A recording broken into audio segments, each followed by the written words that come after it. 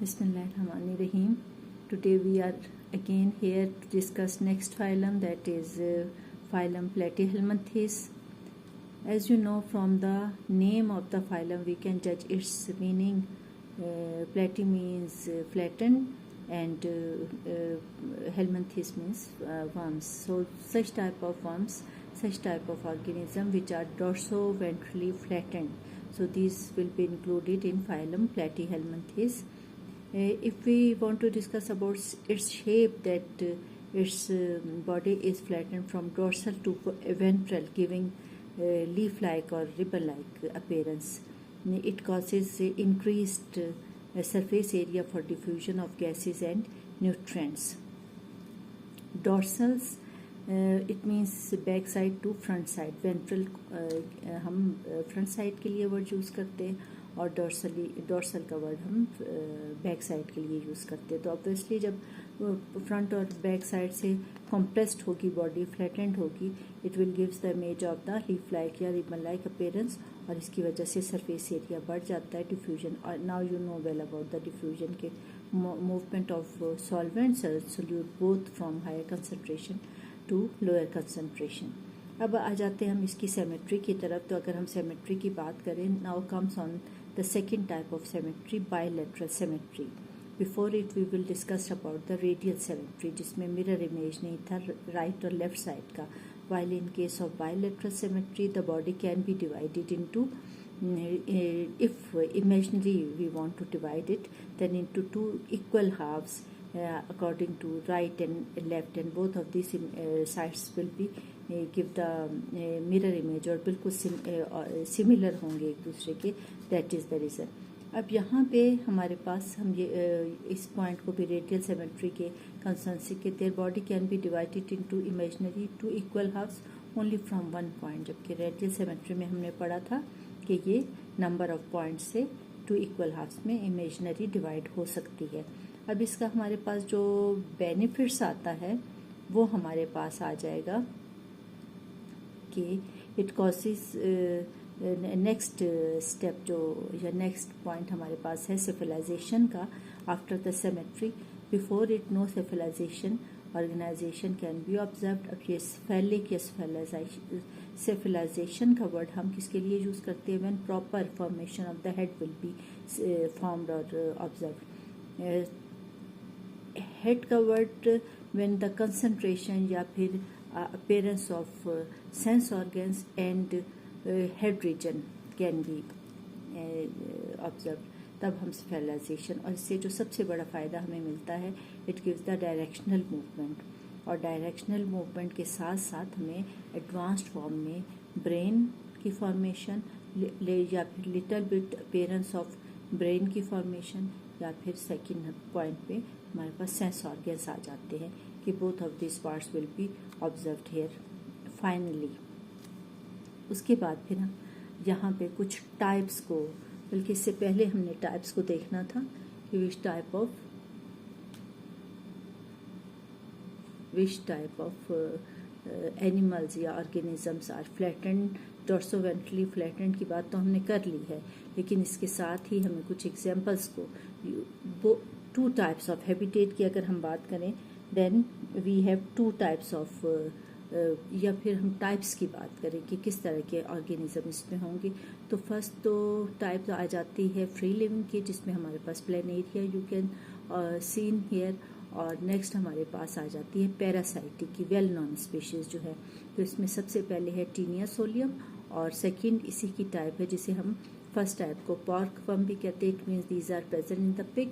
And second one we have flesh in the flesh of the pig, or second one we have Taenia saginata, that is also known as the beef tapeworm, or obviously beef के word से you come to know these are present in the cow or buffalo.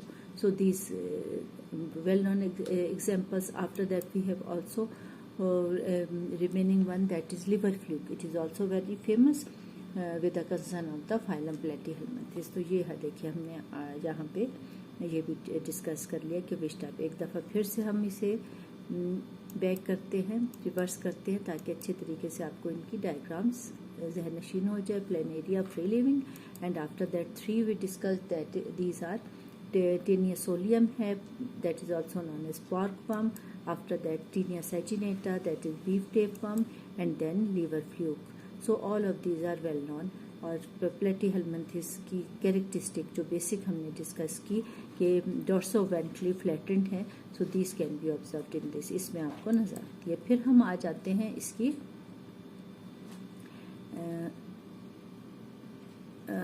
Organisation पे. Which type of, first we discussed in phylum coelenterata में हमने diploblastic की बात की थी. Side by side I also gave you information about the triploblastic. ये usually होती है एम्ब्रियोनिक डेवलपमेंट के दौरान, जिसमें हमारे पास 3 जर्मिनल लेयर्स और 3 germ layers will be form. इसमें first one you can see here, यहाँ पे भी आपको नज़र आ रही है. First one we have ectoderm, endoderm and mesoderm. 3 of these can be seen here. Next भी हमारे पास यहाँ पे ज़्यादा अच्छी तरीके से आपको नज़र आ रही है. Ectoderm, endoderm and mesoderm. First we have ectoderm. It will be here, ectoderm, and it is responsible to form from these 3 layers all type of organs or system will be formed in the next stages during the embryonic development. तो इसमें सबसे पहले हमारे पास ectoderm आ जाती है. Ecto का word ही हम बाहर के आउटसाइड के रीजन्स के लिए यूज़ करते हैं obviously. Then it will be responsible to form the covering और आउटर स्किन और membrane and nervous system. After that we have mesoderm and it will be responsible to form the muscular and reproductive organs. और उसके बाद फिर हमारे पास endoderm आ जाती है. Mesoderm आपको यहाँ पे नज़र आ रही है. मेसोडर्म में कहाँ चला गया मेरा कर्सर, ये है एक्टोडर्म. आफ्टर दैट मेसोडर्म, और मेसोडर्म के बाद ये हमारे पास आ जाती है endoderm. So if these 3 of this layers will be form, it means advanced form of organs and system will be developed. तो यहाँ पे हमारी थोड़ी सी ये इंफॉर्मेशन हो गई. These tissues are organized into functional organs performing specific functions. ना सिर्फ इनकी फॉर्मेशन होगी बल्कि ये स्पेसिफिक फंक्शन भी परफॉर्म कर सकेंगे. फिर हम एक दफ़ा फिर हैबिटेट की बात करते हैं. तो एक हैबिटेट जिसकी आई टोल्ड यू बिफोर कि ये इक्वेटिक है, और इक्वेटिक में हमारे पास प्लेनेरिया जो कि फ्रेश वाटर में रहता है. उसके बाद पैरासाइटिक आ जाते हैं, और parasitic usually parasites if this are from the parasitic category then these will be present inside the living bodies में होंगे. फिर उसके बाद हमारे पास है नेक्स्ट स्टेज जो कि हमने पहले भी डिस्कस की कि these are 3 layers are formed but absence or not fully developed. या लिटल बिट आपको एक सेलोमेट नज़र आ रही है. It means these are considered acoelomate. इसे हम ए सेलोमेट ही काउंट करेंगे because no proper reason can be observed in between gut and body wall. अगर ये प्रॉपर अच्छा खासा गैप हो दोनों के दरमियान and inside it all organs will be organized, then it means या वेल डेवलप्ड ऑर्गन. स्पेस जो ज़्यादा लेते हैं तो फिर हम उसे कंसिडर करते हैं सेलोमेट. लेकिन otherwise if it is not present then we called it acoelomate. तो प्लेटीहेल्मिंथेस में हमारे पास ए सेलोमेट ही आ जाते हैं. And which type of things will be present inside it, तो वो हमारे पास पैरेन्काइमा टिश्यूज़ हैं. और पैरेन्काइमा टिश्यूज़ जो होंगे वो loose and spongy mesodermal tissues है. असल में इनकी लुक देखा जाए तो आगे जाके मैं आपको दिखाऊंगी कि पैरेन्काइमेटिस टिश्यूज़ कैसे होते हैं. ये यहाँ पे भी हमें नज़र आ रहे हैं पैरेन्काइमेटिस टिश्यूज़. ये मसल्स है, पैरेन्काइमल मसल्स. एंड यहीं पे हमारे पास इन बिटवीन जो होंगे सारी स्पेस जो होगी फिल्ड होगी वो पैरेन्काइमेटिस टिश्यू से फिल्ड होगी. अब उसके बाद फिर हमारे पास नेक्स्ट है, we have discussed about the acoelomate और एसेलोमेट के अलावा हमने जर्म लेयर्स भी डिस्कस कर ली। अब इनका फंक्शन पैरेन्काइमा का क्या होता है, which type of function they will be performed.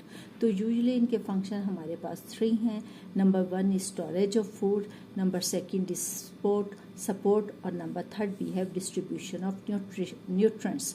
So these will be filled inside the space between body wall and gut. Body wall और गट के दरमियान का जो अमूमन एडवांस्ड एनिमल्स में हमारे पास सीलोमेट कहलाती है, सिलोम कहलाती है, कैविटी कहलाती है, जिसमें all types of organs will be located properly और वो ऑर्गन्स और सिस्टम्स की पोजीशन के साथ साथ उनका स्ट्रक्चर भी वेल डेवलप्ड होता है। लेकिन यहाँ पे ये कॉम्प्रेस्ड है, फ्लैटेंड है, that is the reason we called it acoelomate. And in such situation parenchymatous tissues are used to fill the space, too little bit space है, रिबल लाइक फील या लीफ लाइक के structure को आप जहन में रखें। उसके बाद हम इसके सारे सिस्टम्स डिस्कस करेंगे, विच type of systems these have, कि इनके तमाम सिस्टम्स कैसे हैं। तो सबसे पहले तो यहाँ पर आप देख लें कि यू कैन सी कि all network of digestive system can be observe. जहाँ पे हमारे पास माउथ है, माउथ के बाद फिर यहाँ पे हमारे पास फेरंग्स है, and then intestine can be observe, it runs thoroughly. और ये जो चीज़ें सारी आपको नज़र आ रही हैं, यहाँ पे ये ओपनिंग है माउथ की, उसके बाद फेरंग्स है एंड देन इंटेस्टाइन, और ये तमाम चीज़ें nerves, these are the nerves, nervous system को फॉर्मेट करेंगे, माउथ, फेरेंक्स एंड इंटेस्टाइन। लेकिन usually their digestive system is considered the incomplete digestive system because they have only one opening for the entrance and departure of the material, eatable material जो होगा उसके लिए, entrance के लिए और departure के लिए anus is absent, that is the reason. फिर हम आ जाते हैं रेस्पिरेशन पे, एंड यू कैन सी अगर हम प्लेनेरिया को देखें तो respiration because these are present in water, direct contact है वाटर के साथ, so exchange of gases occurs directly through the body surface by diffusion. और इसकी वजह यही है कि फ्लैटेंड बॉडी है, एब्सेंस ऑफ रेस्पिरेटरी ऑर्गन्स है, that is the reason skin will perform the role of the respiratory organ. After that we have excretory part, और एक्सट्रीट यहाँ पे भी आपको ये ट्रांसफर सेक्शन नज़र आ रहा है, इसमें एक्टोडम ज़्यादा विजिबल है, एक्टोडम है, मेसोडम है, एंड देन एंडोडम और डाइजेस्टिव कैविटी, इसके अंदर हमें फेरेंक्स और इसोफेगस और ये सारे पार्ट्स इसके नज़र आएंगे। आफ्टर दैट वी हैव, उसके बाद हम जो डिस्कस करेंगे यहाँ पे भी आपको जो मैं दिखाना चाहती हूँ यहाँ पे, बाकी चीज़ें तो है, ये स्लाइड हम मसल्स के हवाले से फिर डिस्कस करेंगे, या आइस का है, ये आ जाता है एक्सक्रीटरी ऑर्गन्स में। एक्सक्रीटरी ऑर्गन्स में सबसे पहले तो है कैरिड बाय द प्रोटोनेफ्रिडिया, और it is also the inside the structure of the protonephridia, जिसे हम क्या कहते हैं, जिसे हम कहते हैं flame cells. Mainly it consist, excretory system consist of flame cell and flame cells in itself. These are ciliated cells that derive fluid movement into the tubules, जो next part है, and these tubules will be opened by the outside to the nephridiopore, और ये आपको ये opening नज़र आ रही है nephridiopore की। it is the separate structure of the flame cell, जिसमें आपको ये cilia नज़र आ रहे हैं, these are responsible to absorb the waste material from the body, and then with the help of this opening they will remove it from the to the outside excretory material को body, तमाम body में से absorb किया, because this protonephridia are scattered throughout the body, पूरे body में ये फैले हुए होते हैं, and whenever they absorbs, the cilia absorbs the waste material, they pour it inside the tubules, tubules से फिर होते हुए ये प्रोटोनेफ्रिडियोपोर के थ्रू इसे बाहर एक्सपेल्ड आउट कर देंगे, और ये opening, these openings are connected to the outer surface, जैसे हमारे स्वेट पोर्स होते हैं उसी तरीके से ये ओपनिंग्स जो होंगी ये प्लेनेरिया के बॉडी सरफेस के आउटसाइड की तरफ होगी, that is the reason they remove the waste material easily. यहाँ से ये वेस्ट मटेरियल आराम से रिमूव आउट कर लेंगे। उसके बाद फिर हमारे पास जो नेक्स्ट सिस्टम है दैट इज़ वो आ जाता है nervous system. You can see the ladder-like appearance. It means paired anterior cerebral ganglia. Ganglia, I told you before, when number of nerve cells or neurons are connected and then aggregation of cells can be observed, तब हम उसे neurons के cells की aggregation, then we called it ganglia या ganglion. It is not the brain but brain like, it perform the function just like brain. और उसके साथ ही हमारे पास longitudinal nerve cords 2 नज़र आती हैं and then transfer connectives. Both of these longitudinal nerve cords and transfer connectives, when these are in the attached form, they resemble just like the ladder. ये यहाँ पे देखिए ये longitudinal भी है and then transfer, then it appears just like the ladder. तो ये बिल्कुल एक सीढ़ी की तरह नज़र आ रही हैं. उसके बाद फिर हमारे पास इसके एडवांस थोड़े से कैरेक्टरिस्टिक्स हम देख लेते हैं. सबसे पहले तो I told you about the proper cerebral region. Cerebral region की वजह से, या फिर हम कह सकते हैं कि सेरिब्रल नहीं, cephalization proper head region can be observed. और यहाँ पे प्रॉपर हेड रीजन अगर है दिस वन, एंड देन इसी तरीके से वहाँ पे ये this region is called the cephalic region. Cephalization where sense organs and head both of this can be distinguished. So the unique characteristics after the phylum ciliatrate जो हमारे पास major one है वो आ जाता है. सेफलाइजेशन का, concentration of sense organs and help in directional movement and food detection. Both of these advantages can be availed due to the presence of the proper cephalization or concentration of the head and sense organs. Concentration of sense organs and head regions. उसी में आप देख सकते हो proper eyes और eye spot. These are not the eyes, these are just like the eye spots and in the scientific terms we called it ocelli. इसके लिए हम क्या वर्ड यूज़ करते हैं? ऑसिलाई का वर्ड यूज़ करते हैं. और इससे मैं सेपरेटली आपको दिखाऊंगी कि which type of ocelli can be observed. So you can say ocelli and then tubules which their function is light sensitive, light detection का ये फंक्शन परफॉर्म करते हैं. और इसके साथ ही हमारे पास auricles, these are also present and these are chemoreceptors, detect light or chemicals and surroundings, which type of surroundings in which animal is present, because these are present the, अगर हम ये प्लेनेरिया की बात करें तो planaria is present the fresh water. ये reason हमारे पास आई spot के तौर पे है. और ये बाकी ये जो है फोटो रिसेप्टर्स के तौर पे ये ऑरिकल्स या ट्यूब्यूल्स जो होंगी वो ये काम करेंगी. And then they perform the function of light, chemicals and all type of things which are present in the surroundings. उसके बाद फिर हमारे पास रिप्रोडक्शन की का नेक्स्ट आ जाता है. रिप्रोडक्शन में usually these are hermaphrodite, and in case of hermaphrodite you know well each one have both male and female reproductive organs, and if sexual reproduction, so we can say they can perform with the help of self or cross fertilization. You know fertilization, combination of egg and sperm, and if from the same animals then self fertilization. If from the other organisms means from one body to another body, then it will be cross fertilization. So both of these methods can be observed.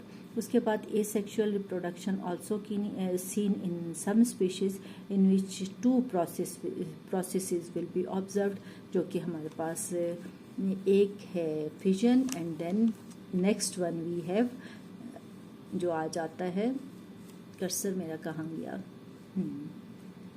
next one we have flame cell हमने देख लिया. ये last में हम बात करेंगे इसकी. इस वक्त हम देखेंगे इसमें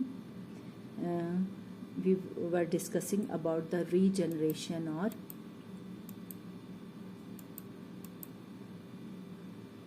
regeneration and fission. In case of fission, you know well, division of one organism into two organisms, and in case of regeneration, which is usually observed in planaria, Then ability regeneration means ability to regrow lost body parts only due to the presence of the specific cells. और वो specific cells कौन से हैं? These specific cells are neoblast cells. और ये neoblast cells कहाँ होते हैं और किस शक्ल के होते हैं? These are present here, these are present throughout the body, and these are in actual sense are stem cells. Stem cells ये कहलाते हैं, and they throughout the life they have ability to divide themselves. इनमें जो unique characteristics है वो ये है कि ये throughout the life these are able to divide themselves. That is the reason of regeneration. Regeneration की जो बेसिक वजह है वो प्रेजेंस ऑफ न्यूब्लास्ट सेल्स, और these are just like the stem cells. और स्टेम सेल्स में भी आपको पता है कि क्वालिटी होती है कि वो through out the life divide करते रहते हैं. उसके बाद लाइफ साइकिल्स की अगर हम बात करें कि which type of life cycles they have, so these have life cycles with the help of, if these are parasitic in nature, अगर ये पैरासाइटिक है then these have ability to survive with the help of the host. Host कौन है? The organism on which they depend और inside the body they live. These are the host, and number of host, primary host and secondary host will be sometimes primary host and sometimes secondary host will be present. Primary host में sexual reproduction occurs of the worms, and secondary host में larval development. When the larva appear, then further development can be seen in case of the secondary host. और ये दोनों character ये हमारे पास primary host और secondary host can be observed in case of liver fluke life cycle, इनमें हमें नज़र आता है. फिर उसके बाद हमारे पास है नेक्स्ट डिस्कस करने के लिए सर्कुलेटरी सिस्टम हमारा रिमेनिंग था, और सर्कुलेटरी सिस्टम के साथ साथ कुछ और चीज़ें मसल्स वगैरह की हमने डिस्कशन नहीं की. तो यहाँ पे circulatory systems are absent because this live usually in parasitic forms, so nutrients are distributed by diffusion and parenchyma.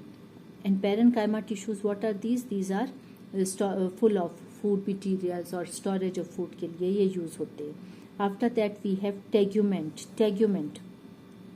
These are another characteristic which gives its क्या कह सकते हैं कि comfortability for the parasitic life. ये एक characteristic है जो इसको टेग्यूमेंट, क्योंकि इससे पहले हम we discussed before about the epidermis, लेकिन यहाँ पे epidermis will be removed due to the presence of the tegument that is thick outer covering. And reasons क्या है?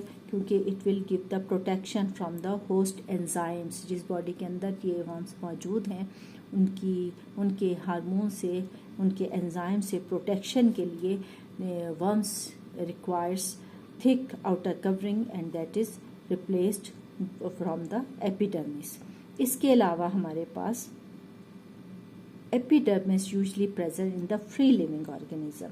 जैसे हमने प्लेनेरिया की बात की, तो फ्री लिविंग ऑर्गेनिज्म में हमारे पास एपिडर्मिस आ जाती है और tegument will be present in case of the जिसे हम कहते हैं पैरासाइटिक लाइफ. फिर हम कहते हैं मसल्स की बात करते हैं. So 2 types of muscles. Number 1 हमारे पास आ जाते हैं circular muscles and then longitudinal muscles and another जो डोर्सोवेंट्रल मसल्स कहलाते हैं, दीज ऑल्सो प्रेजेंट. तो सर्कुलर मसल्स आप इस डायग्राम में देख सकते हैं. Circular muscles are present here and longitudinal muscles are present here, and both of this with the combination of their work या अल्टरनेटली ये मूव करेंगे, जिसकी वजह से animals are able to show their movement. और मूवमेंट की 2 types की observe की जाती है. Number 1 gliding movements and number 2 is creeping movements. अब ग्लाइडिंग मूवमेंट क्या है? व्हेन ऑर्गेनिज्म मूव स्मूथली, बहुत ज़्यादा एफर्ट्स उसे ना लगानी पड़े, smoothly if they move then it will consider gliding, हिलना झुलना से. जबकि creeping movement slow move with the hands and knees, जैसे आपको पता है रींगने के लिए हम ये वर्ड यूज़ करते हैं creep with the efforts. When organism have to show their efforts on the basis of their body, चाहे वो मसल्स हैं एडवांस्ड एनिमल्स में, हैंड्स हैं, नीज हैं, so these will be used. It means they use their force to to move from one place to another place. उसके बाद हमारे पास रिप्रोडक्टिव सिस्टम आ जाते हैं। Reproductive I told you before के हर्माफ्रोडाइट हैं। इट मीन्स के इनके पास या फिर एडवांस इनमें लार्वा की प्रोडक्शन है। सो इट मीन्स के इसमें प्रॉपर, वैसे भी इसमें प्रॉपर हमारे पास रिप्रोडक्टिव ऑर्गन्स मिल जाते हैं, जिसमें टेस्टिस है, ओवरीज हैं, वैसा डिफरेंस है, पेनिस है, ओविडक्ट है, वेटलाइन ग्लैंड्स हैं। These will be present.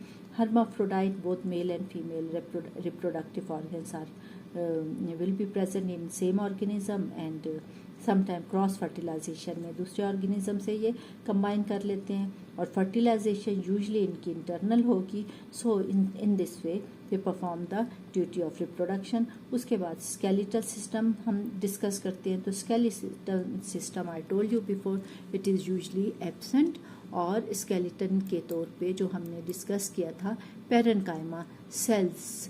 Parenchyma cells will be muscles, ये सेल्स जो होंगे ये perform the duty of the, ये है हमारे पास parenchyma muscles, and these will be perform the duty of the skeleton. ये सपोर्ट और प्रॉपर उसको शेप देंगे।